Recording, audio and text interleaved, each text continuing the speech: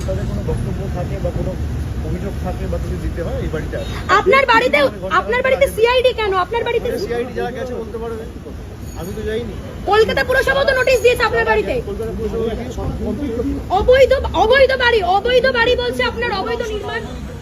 কলকাতা পুরসভাকে দিয়েছে নোটিশ যারা দিয়েছে আমাদের কর্তব্য যাচাই করে যারা এই খবরগুলো সিলেক্টিভ মিডিয়াকে লিক করছে একটা নোটিশটা দিয়ে চলে গেলাম যে এই অংশটা অবৈধ, আমি তো বলতে হবে। আমার কাছে ভিডিও রয়েছে, তারা নোটিশে লিখেছে যে enclose please file brief of deviation. সেখানে আমার ডিভিয়েশনের কোন অংশটায় ডিভিয়েশন রয়েছে, কি ব্রিফ রয়েছে, তার অ্যাটাচমেন্টটা কোথায় সেটা তো দেয়নি। আমি এ নিয়ে মামলাও করব, আমার অধিকার রয়েছে, বিচার ব্যবস্থার দ্বারস্থ হব এবং যা লিখিতভাবে আমার যা রিপ্লাই ছিল আমি দিয়েছি, জানিয়েছি।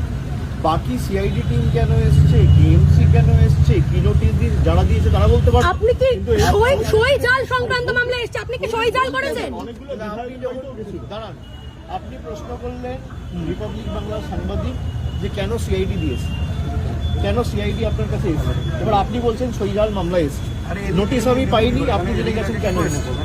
তাহলে আপনারা যখন সবকিছু জানেন, সিআইডি যখন বলেই দিচ্ছে তখন আমার তো বলার কিছু নেই। আপনি আমাকে প্রশ্ন করলেন যে কেন সিআইডি আপনার বাড়িতে এসেছে, এবার আপনি আমাকে বলছেন সইজাল মামলাতে এসেছে।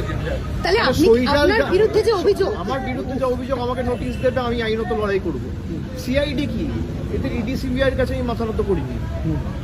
এদের 10 পুরুষও যদি চায় না যে আমাকে সিআইডি দিয়ে, কেএমসি দিয়ে বাড়ি ভেঙে, ঘর ভেঙে, অফিস ভেঙে, আক্রমণ করে, মাথায় আঘাত করে, যা ইচ্ছা এরা চেষ্টা করুক, আমি দমার ছেলে নেই। আপনার দলের বিধায়করা বলছে আপনি সই জাল করেছেন। আমি ওখানে আমাদের বেলিঘাটের যে পার্টি অফিস রয়েছে, আমাদের ওখানকার নির্বাচিত যিনি বিধায়ক কুণাল ঘোষের অফিসে আমি দেখা করেছি।